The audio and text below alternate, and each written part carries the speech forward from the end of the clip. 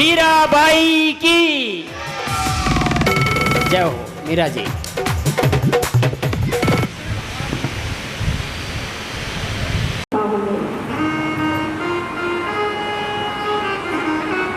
जितना प्रेम हम अपने चमड़े से करते हैं, जितना समय बर्बाद करते इस चमड़े के श्रृंगार में, जितना समय बर्बाद करते हैं संसार के कार्यों में, जितना प्रेम करते हैं हम संसार से, जितना प्रेम करते हैं रिश्तेदारों से, जितना प्रेम करते हैं हम अपने शरीर से, यदि उतना ही प्रेम परमात्मा से हो जाए तो हमारा कल्याण हो जाए।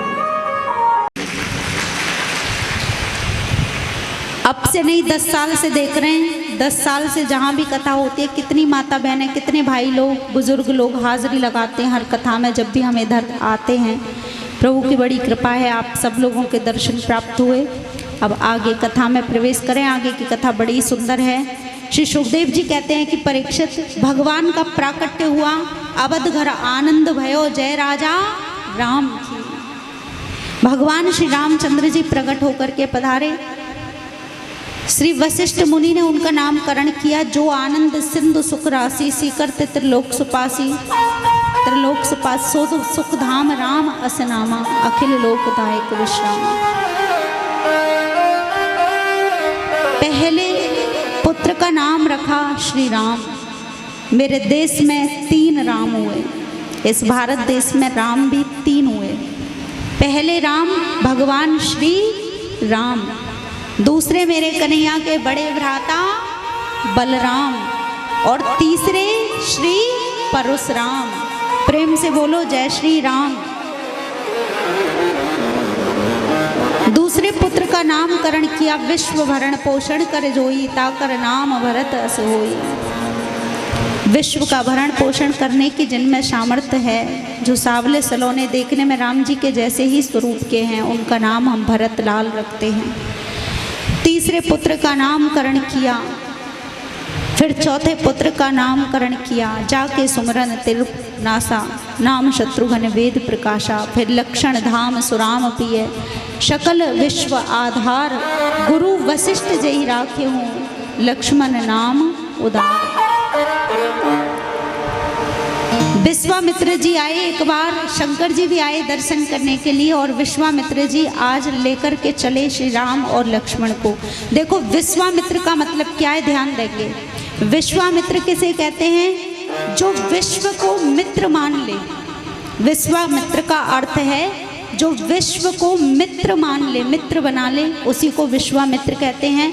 और जो पूरे विश्व को मित्र मान लेता है, उसी के पीछे परमात्मा चलते हैं। जैसे आज विश्वामित्र जी के पीछे पीछे भगवान चल रहे हैं। लेकिन जब चलने लगे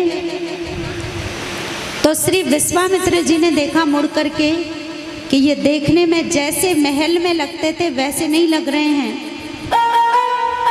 बड़ी सुंदर एक संत की भाव दृष्टि है, एक भाव लिखा है एक संत ने, सब ध्यान से श्रवण करें। जब चलने लगे विश्वामित्र जी अपने आश्रम की ओर, तो मुड़ करके देखा कि मैं देखूं तो सही, राम जी लक्ष्मण जी क्या ताड़का का उद्धार कर पाएंगे? क्या ये मारीच स्वभाव का उद्धार कर पाएंगे? मुड़ करके जब देखा राम लक्ष्मण जैसे सुंदर अवध धाम में लग रहे थे, महल में बड़े बड़े पराक्रमी, वैसे नहीं लग रहे। जैसे जैसे आगे बढ़ रहे हैं वैसे वैसे छोटे छोटे दिखाई देते, बिल्कुल नन्हे मुन्ने बालक दिखाई देते। विश्वामित्र जी ने मन में विचार किया कि ऐसा लगता है कि कहीं ऐसा तो नहीं कि कुछ गड़बड़ ना हो जाए। मैं लेकर तो आया इनको इसलिए कि राक्षसों का उद्धार करेंगे, पर ये तो बहुत छोटे लगते हैं देखने में।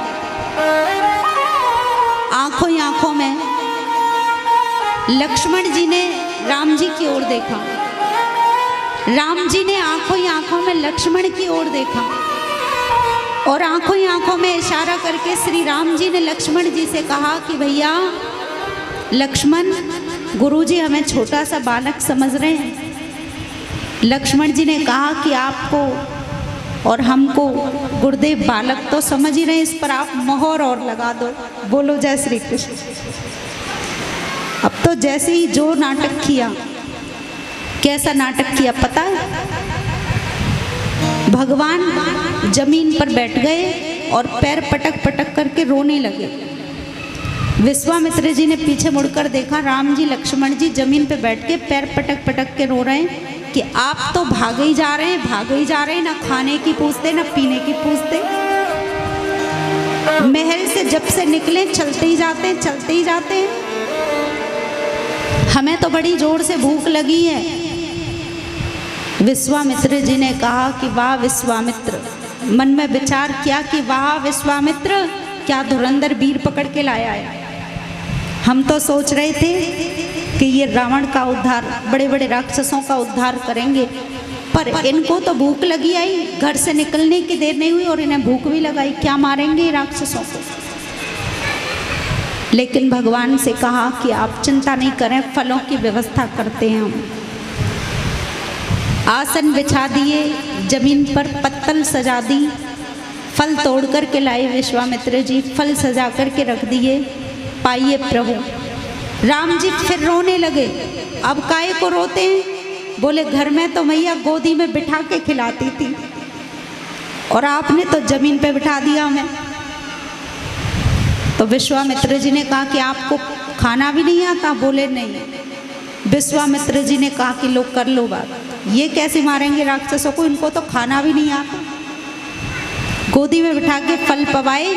फिर जब चलने लगे कुछ देर के बाद, एक वृक्ष था जिसपे फल लगे थे। दोनों भाई वृक्ष पे चढ़ गए। राम जी को उतारे तो लक्ष्मण जी चढ़ जाएं और लक्ष्मण जी को उतारे तो राम जी चढ़ जाएं वृक्ष पे, फलों के पेड़।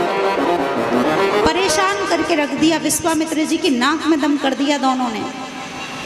विश्वामित्र जी ने कहा, हे भगवान, अगर इनमें से एक भी गिर पड़ा ना नीचे और हाथ पैर में चोट आ गई तो दशरथ जी हमें नहीं छोड़ेंगे। फिर आगे चले, कोई सरोवर देख लिया जिसमें कमल के फूल थे। कमल के फूलों को देखकर दोनों भाई सरोवर में ही कूद पड़े। दोनों भाई सरोवर में कूद गए और जैसे ही जाने लगे कमल का फूल लेने के लिए, विश्वामित्र जी ने कहा, हे भगवान, एक को पकड़ के लाता हूँ, दूसरा कूद जाता है, कुछ समझ नहीं आता। कैसे कैसे लेके आए, फिर गीले वस्त्रों को बदला, सुंदर वस्त्र धारण करवाए, फिर आगे चलने लगे। जैसे आगे चलने लगे तो आगे चल कर के भगवान फिर रोने लगे, लेकिन समझाया। विश्वामित्र जी कहते कि देखो, डरने की कोई बात नहीं है, अभी युद्ध करने का मेरा कोई मन नहीं है और तुम बस सीधे आराम से आश्रम पे चलो, घबराने की जरूरत नहीं है बेटा।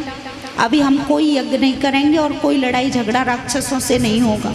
समझाया। भगवान को लेकर के चलने लगे जब, तो बड़ी जोर से खर्राटे की आवाज़ आने लगी। कुछ लोग जब रात को सोते हैं तो बड़ा खर्राटा मारते हैं।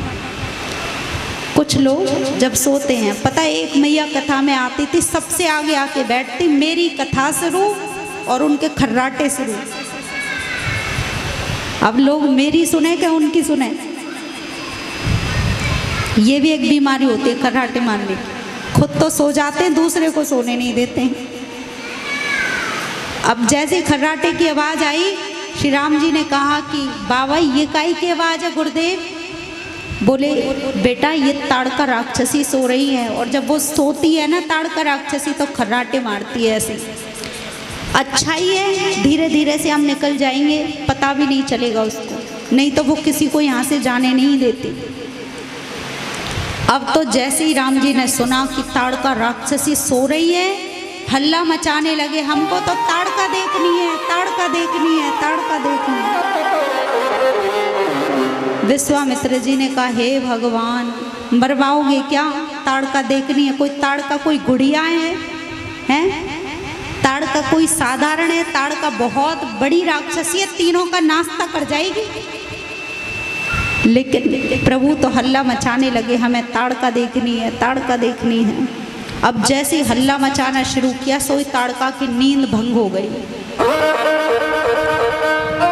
निद्रा भंग हो गई और जैसे खड़ी हुई गर्जना करती हुई सामने से आने लगी। राम जी गुरुदेव के चरणों में चिपक के पीछे ही खड़े हो गए, आगे गुरु जी को कर दिया। गुरुदेव ने कहा कि देख लो ताड़का, हल्ला मचा रहे थे ना ताड़का देखनी, अब देख लो ताड़का। लेकिन भगवान जब घबराने लगे तो गुरुदेव ने कहा ये तो छोटे छोटे बच्चे हैं, मैं तो इन बच्चों को अयोध्या से लाया था ताड़का राक्षसी के उद्धार के लिए, लेकिन ये तो देख के डर गए। लेकिन भगवान को सांत्वना दी कि घबराने की जरूरत नहीं, मेरे पास ऐसे ऐसे मंत्र हैं, एक मंत्र में इस राक्षसी का उद्धार कर दूंगा, जला के भस्म कर दूंगा, चिंता मत करो। राम जी लक्ष्मण जी पीछे चिपक के खड़े हो गए गुरुदेव के चरणों में। और जैसे ही ताड़का सामने आई, हाथों में जल लिया विश्वामित्र जी ने, और जैसे हाथों में जल लिया उस पर छिड़कने के लिए सोई मंत्र भूल गए। ताड़का को देख के मंत्र याद नहीं आता, जल ले लेकर के ताड़का पर खूब छिड़के, लेकिन कुछ असर नहीं हुआ, क्योंकि मंत्र की शक्ति नहीं तो वो भस्म कैसे हो। लेकिन नन्हे से राम जी ने जब देखा कि गुरुदेव बहुत परेशान हैं और हमारी वजह से वे बड़े बड़े प्रयास कर रहे हैं, लेकिन कोई प्रयास काम नहीं आता, सफल नहीं होता, तो छोटे से राम जी ने छोटे से तरकस से, छोटे से धनुष पर छोटा सा बाण लगा करके जैसे ही चलाया, सोई ताड़का राक्षसी का राम नाम सत्य हो गया। एक ही बाण प्राण हर लीना, दीन जान कर निज पद दीना।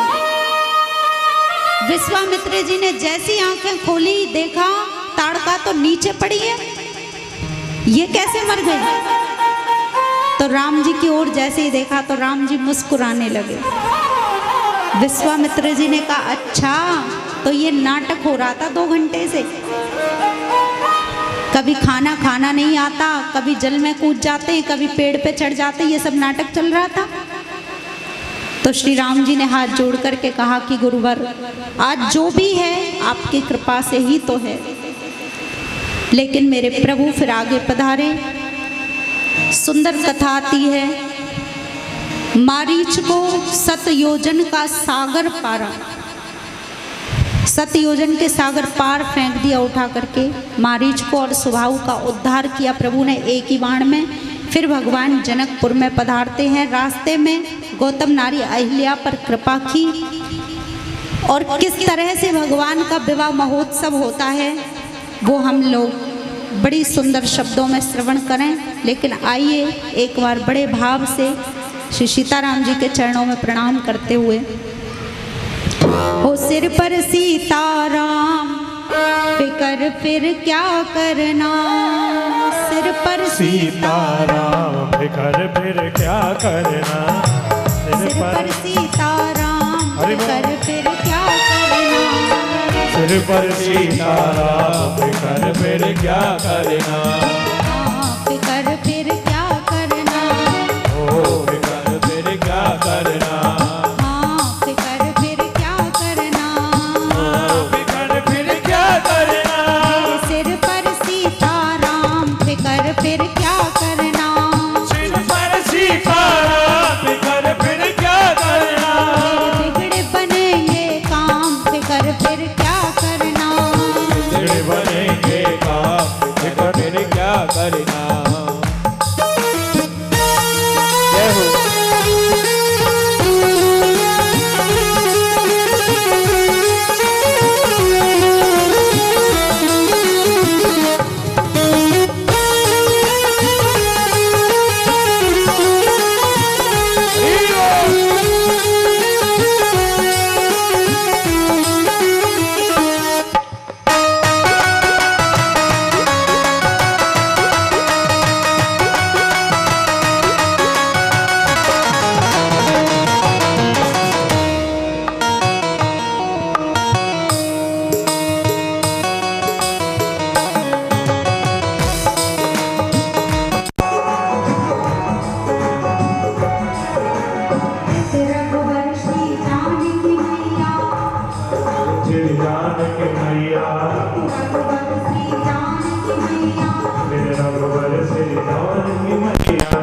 रघुवर श्री जानकी मैया, पित रघुवर श्री जानकी मैया, फिर क्यों परेशान हो भैया, फिर क्यों परेशान हो भैया, कटेंगे कष्ट तमाम फिकर कर फिर क्या करना, फिर कटेंगे कष्ट तमाम, बिगड़ फिर क्या करना। सिर पर सीताराम फिकर फिर क्या करना, और सिर पर सीताराम बिगड़ फिर क्या करना।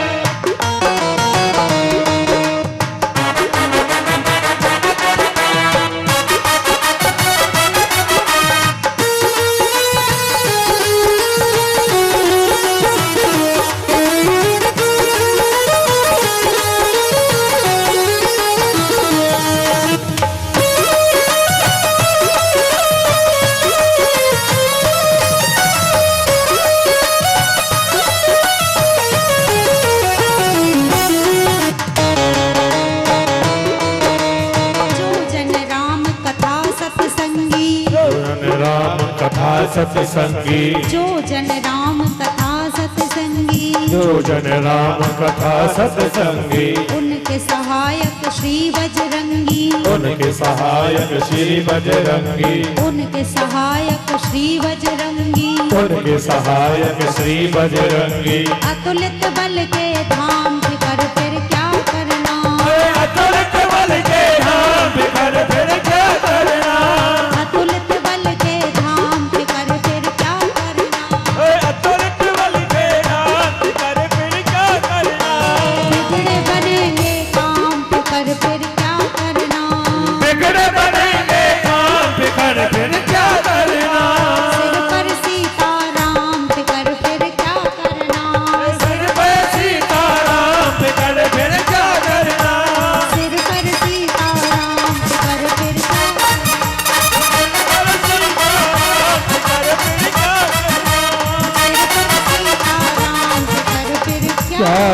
करना।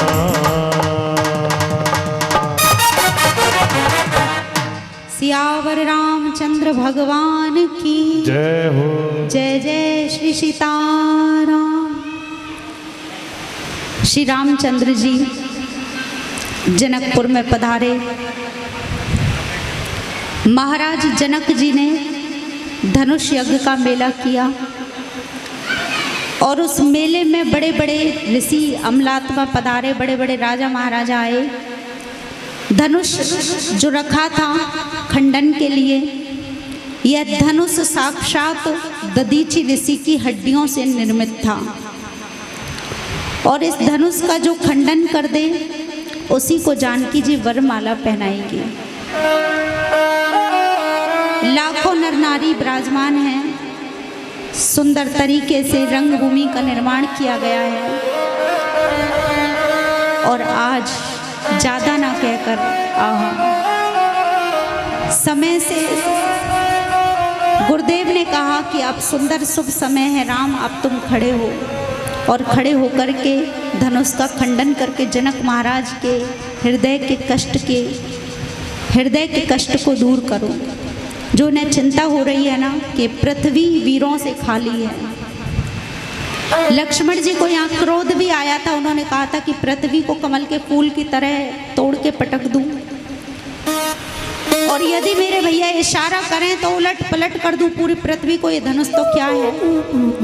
लेकिन राम जी ने इशारा किया कि ज़्यादा नहीं बोलते, परदेश है, दूसरे देश में आए भैया बैठ जाओ। इशारा किया और श्री गुरुदेव ने सुंदर शुभ समय जान करके आज्ञा दी। श्री राम जी खड़े हुए और चरणों में प्रणाम किया। देखो गुरु के चरणों में प्रणाम करने का फल क्या मिलता है पता है? श्री रामचरितमानस में लिखा है कि गुरुदेव के चरणों में प्रणाम का फल ये होता है कि ना तो प्रसन्नता होती है और ना दुख होता है। गुरुदेव के चरणों में प्रणाम करने से ना तो हमें दुख और सुख ये दोनों एक ही नज़र में दिखने लग जाते हैं, ना तो दुख है और ना सुख है, आनंद का अनुभव होता है। गुरु के चरणों में प्रणाम का फल है आनंद का अनुभव, परमात्मा का अनुभव होता है गुरुदेव के चरणों में प्रणाम करने से। तो गुरुदेव के चरणों में प्रणाम करके चले, जैसे धनुष को उठाया, प्रत्यंचा चढ़ाई, सोई धनुष का खंडन हो गया और आज जैसे धनुष का खंडन हुआ, जानकी माता वरमाला लेकर के पधारती हैं। हजारों सखियां उन्हें घेर करके चल रही हैं जयमाला के लिए। सखियों ने इशारा किया कि हे रघुनाथ जी झुक जाइए। लक्ष्मण जी कहते हैं कि नहीं झुकेंगे। श्री राम जी कहते हैं नहीं झुकेंगे, क्योंकि हम क्षत्रिय हैं, स्त्रियों के सामने झुकना नहीं जानते। लेकिन सखी कहती हैं कि यहाँ तो बड़े बड़े झुक जाते हैं, झुकना ही पड़ेगा। भाई विवाह के समय तो बड़े बड़े झुक जाते हैं।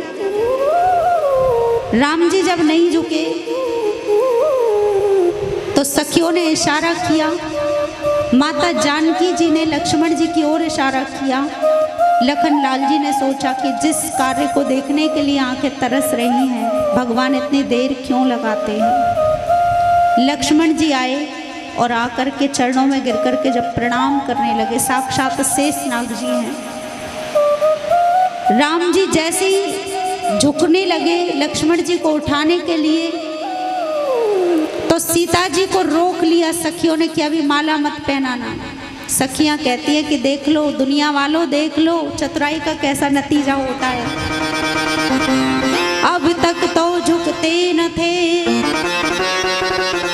सिया सन्मुख रघुनाथ,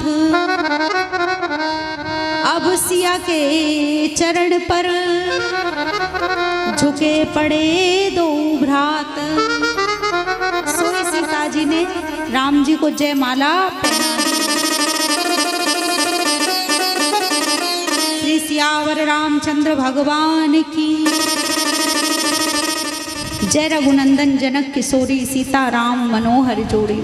आज उस छवि का दर्शन करके लोगों ने अपने नेत्रों को सफल कर लिया। कितने लोग लाखों लोग आंखों की पलकों को कस के पकड़ के बैठे थे इस दृश्य को देखने के लिए कि कहीं पलक झपक गई, नेत्र बंद हो गए तो दृश्य का दर्शन नहीं कर पाएंगे। लेकिन आज भगवान के उस छवि को देख करके सब लोग आज बड़े प्रसन्न हैं। मीठी मीठी गालियां दे रही हैं। वहाँ की जनकपुर की सखियां कहती हैं कि हमें पता लगा कि आपके यहाँ खीर खाने से बेटा होते हैं। आपकी माताजी को कोई पुत्र नहीं था, लेकिन आपकी माताजी ने खीर खाई। अग्नि देवता से जो खीर मिली थी, खीर खाने से बेटा होते हैं। लखन लाल जी ने कहा हमारे यहाँ तो खीर खाने से बेटा होते हैं, आप अपनी कहो। आपके यहाँ तो खीर खाने की जरूरत ही नहीं पड़ती, यहाँ तो हल चलाओ और बेटी प्रकट। सुंदर भाव का वर्णन कौन करे। बड़ी सुंदर सुंदर बारात आई, कुमकुम की पत्रिका भेजी गई और श्री सीताराम जी का विवाह बड़ी धूमधाम से। जनक महाराज के एक छोटे भाई हैं जिनका नाम है कुशध्वज। जनक जी का नाम है सीरध्वज। जनक जी की भी 2 पुत्री हैं और उनके भाई की भी 2 पुत्री हैं। चारों भाई पधारे एक शुभ मुहूर्त में, अभिजित मुहूर्त में 4 मंडप बनाकर, 4 वेदियां बना करके सुंदर रीति से भगवान का चारों भाइयों का विवाह चारों से संपन्न होता है। और फिर भगवान के विवाह के बाद विदाई होने लगी। लिखा तो ऐसा है कि धनतेरस पे बारात आई थी, जो धनतेरस आती है, और बसंत पंचमी पर लौटी थी, ऐसा संत बताते हैं। इतने समय तक बारात रही, हाँ इतने समय तक, क्योंकि जब भी जाने की कहते थे बारात के लिए दशरथ जी, तो जनक महाराज कहते 2-4 दिन और रुको महाराज, 2-4 दिन और रुको। श्री राम जी से कहा था कि आप कुछ मांग लो जनकपुर वासियों ने। राम जी ने कहा हम तो यही मांगते कि हमारे संग जितने भी बाराती आए वो सब ब्याह करके अपनी अपनी पत्नियों के सहित लौटें अयोध्या धाम को। बोलो जय श्री कृष्ण। इसीलिए यही कारण था कि इतने दिन तक बारात रुकी, क्योंकि एक संत अपना भाव वर्णन करते हैं, भाव प्रकट करते हैं कि भगवान के साथ जो बाराती, जो उनके ग्वाल बाल, जो मित्र मंडल था, एक एक करके शुभ मुहूर्त में सभी का विवाह संपन्न होता है। एक संत ऐसे विचार रखते हैं, अपने अपने एक भाव हैं, अपना अपना एक दृष्टिकोण होता है। संतों ने निर्मल भाव प्रकट किए। कई महीने तक बारात रुकी, धनतेरस पे आई, बसंत पंचमी पे गई लौट करके बारात। और आज दुल्हन की तरह से पूरी अयोध्या नगरी को सजाया गया है। परशुराम जी का मिलना हुआ रास्ते में। श्री रामचरितमानस में तो परशुराम जी तभी आ गए थे जब धनुष का खंडन किया, लेकिन भागवत जी में ऐसा नहीं है। भागवत जी में रास्ते में मिलना हुआ परशुराम जी से। उनके मन की शंका को दूर किया प्रभु ने। तीनों माताओं ने चारों बहुओं के लिए मानो आंखों की पलकों को बिछा दिया स्वागत में। और आज दशरथ जी महाराज भी बड़े प्रसन्न हैं। दशरथ जी ने सुंदर उपदेश किया कि राम, हमारी आंखों की रक्षा जैसे हमारी पलकें करती हैं, वैसे तुम सीता की सुरक्षा करना। ये पराई पुत्री हमारे घर आई हैं, इन्हें कोई कष्ट ना होने पाए। तीनों माताओं को भी उपदेश। लेकिन एक निवेदन करूं, कभी कभी जब जीवन में ज़्यादा खुशी आती है ना, तो व्यक्ति को ज़्यादा खुश नहीं होना चाहिए। ध्यान देंगे, क्योंकि खुशी को कभी कभी किसी की नज़र भी लग जाती है। आज अयोध्या धाम में जो खुशी, अपार खुशी है, पहला सद्भाग्य साक्षात श्री राम जी दशरथ जी के पुत्र हैं। दूसरा धन्य भाग साक्षात जगत जननी उनके पुत्र की भार्या बनकर के आई। कितनी खुशी की बात है। लेकिन आज ऐसी नजर लगी कि विघ्नेश्वरी देवी का अवध में प्रवेश माता सरस्वती के द्वारा, मंत्रा जी के द्वारा, सरस्वती जी की कृपा से मंत्रा के द्वारा कैकेयी जी का मन भ्रमित हो उठा। और जो बहुत स्नेह करती थी राम जी को, 2 वरदान मांगे। पहला वरदान भरत जी को राज्य अभिषेक, और दूसरा वरदान श्री रामचंद्र जी को 14 बरस का वनवास। 14 बरस का ही क्यों मांगा, 12 बरस का क्यों नहीं मांगा, 15 बरस का नहीं मांगा, 14 बरस का ही क्यों मांगा? क्योंकि रावण की उम्र अभी 14 बरस की शेष और बची थी। 14 बरस के अंतर्गत में ही रावण का उद्धार करना है प्रभु को। बहुत से कारण हैं इस 14 बरस की, बड़ी लंबी कथा है, विस्तार ना करके संक्षिप्त में हम लोग आगे बढ़े। श्री राम जी वन को पधारे, माता जानकी जी, लक्ष्मण जी भी चले। केवट पर कृपा की, केवट ने पार लगाया। मुद्री भगवान ने दी उन्हें मुद्रिका। केवट ने यह विनती की, नहीं मुद्रिका नहीं लूंगा राम, पतित पावन सीताराम। केवट कहता है कि नाई से ना नाई लेत, धोबी से ना धोबी लेत, उतराई देकर मेरी जात ना बिगाड़ी। हे प्रभु, जब मैं आपके द्वारा हूँ, आज आप मेरे यहाँ आए, मैंने नदी से गंगा से पार लगाया, लेकिन मैं एक संसार का साधारण प्राणी जब आपके द्वारा हूँ, तो हे राम जी मुझे इस भवसागर से पार लगा देना, भवसागर से पार कर देना। रामई केवल प्रेम प्यारा, जान ले कोई जाननहारा। श्रृंगवेरपुर में पधारे, निषाद राज्य पर कृपा, लक्ष्मण जी के द्वारा उपदेश। श्री राम जी फिर आगे पधारे वाल्मीकि मुनि के आश्रम में, भरद्वाज जी के आश्रम में, सभी को सुख प्रदान करते हुए आगे बढ़े। इधर सुमंत जी ने जाकर के जब समाचार दिया दशरथ जी को कि राम लौटकर नहीं आए, 4 दिन हुए थे आज, तो श्री राम जी का स्मरण करते करते दशरथ जी का प्राणांत हो जाता है कि राम राम कही, राम कही, राम राम कही राम, तनु पर हर रघुवर बिरे, राव गयऊ सुरधाम।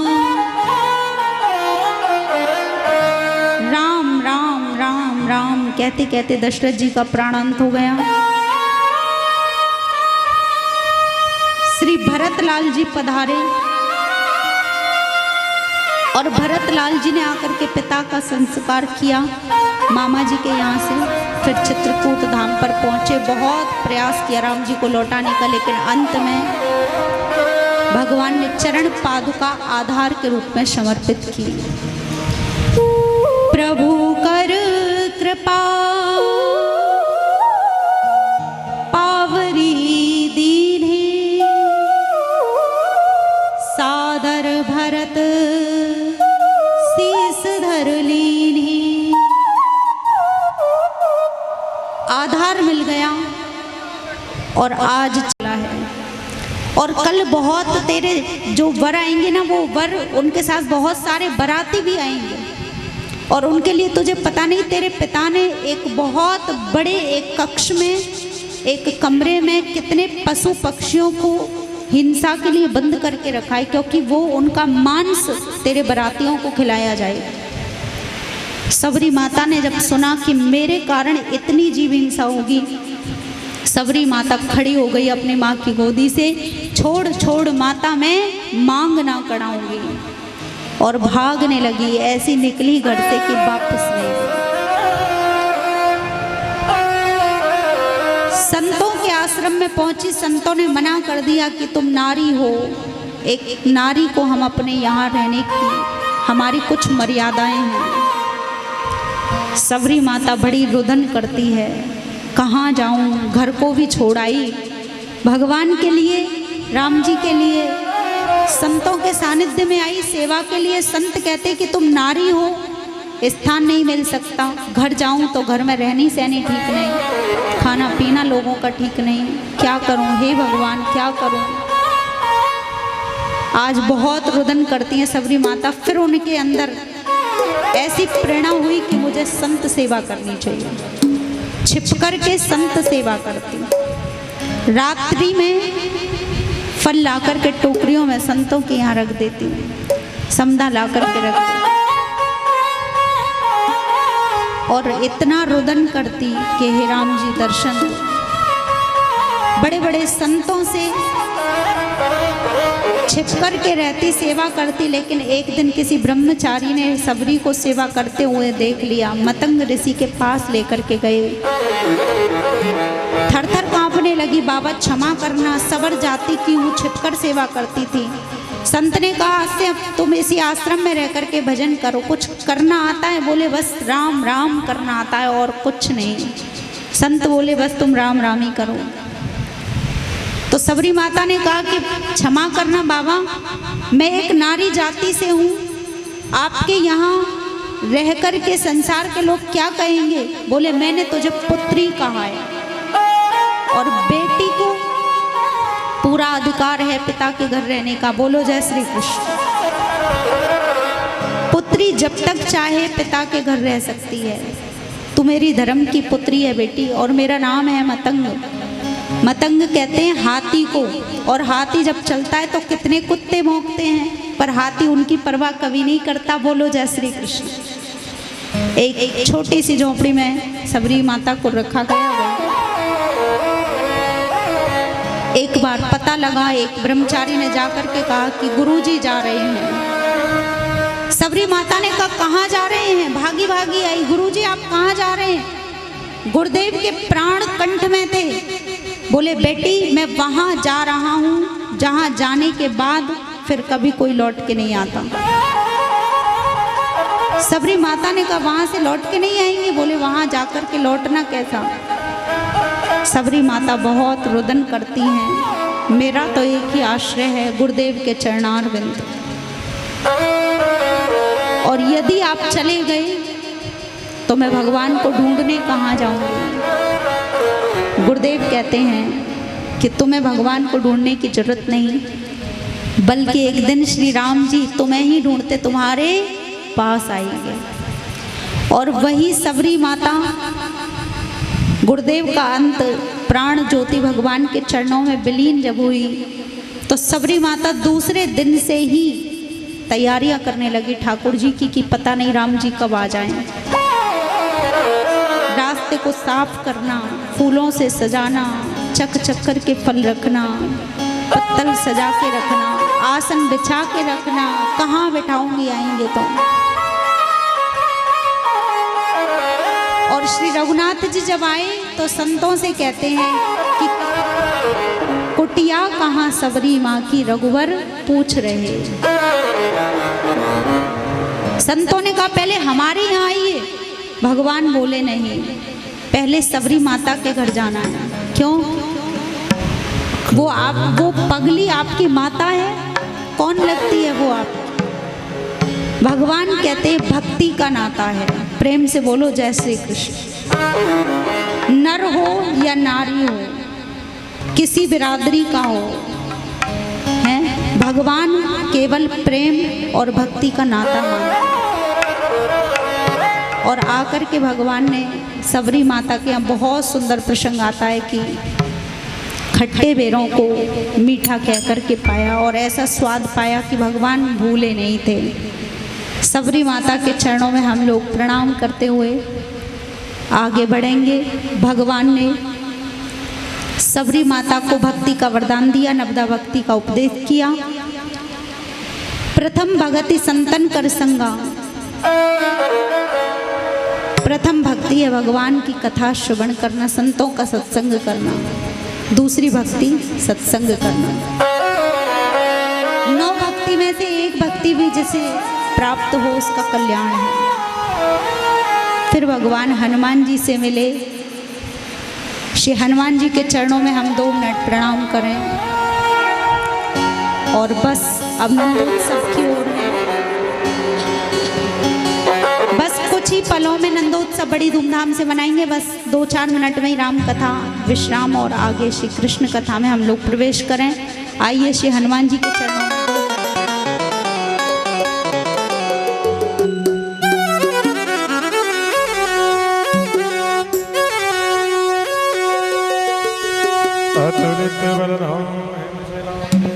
श्री राधे श्री राधे राधे श्याम राधे श्री राधे श्री राधे श्री राधे। आ रही आवाज आ रही? श्री राधे श्री राधे श्री राधे राधे श्याम। बंद कर दियो भैया। दुनिया चले ना श्री राम के बिना, राम जी चले ना हनुमान के बिना। दुनिया चले ना श्री राम के बिना, राम जी चले ना हनुमान के बिना। दुनिया चले ना श्री राम के बिना, राम जी चले ना हनुमान के बिना। दुनिया चले ना श्री राम के बिना, राम जी चले ना हनुमान के बिना।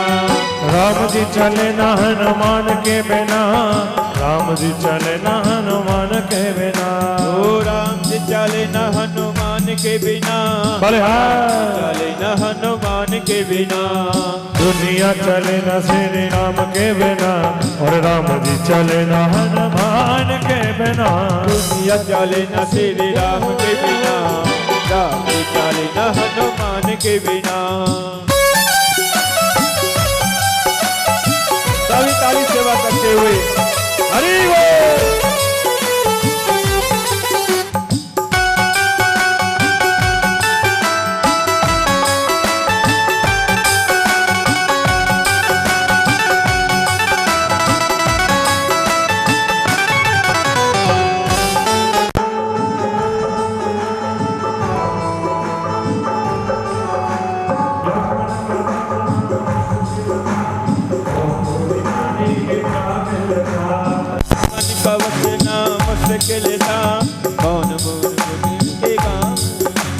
लक्ष्मण का बचना मुश्किल था, कौन मुड़ी लाने के काबिल था। लक्ष्मण का बचना मुश्किल था, कौन मुड़ी के काबिल था। बूटी मिले ना हनुमान के बिना, लक्ष्मण बचे ना श्री राम के बिना। तो बूटी मिले ना हनुमान के बिना। दुनिया चले ना श्री राम के बिना, राम जी चले ना हनुमान के बिना। दुनिया चले ना श्री राम के बिना, राम जी चले ना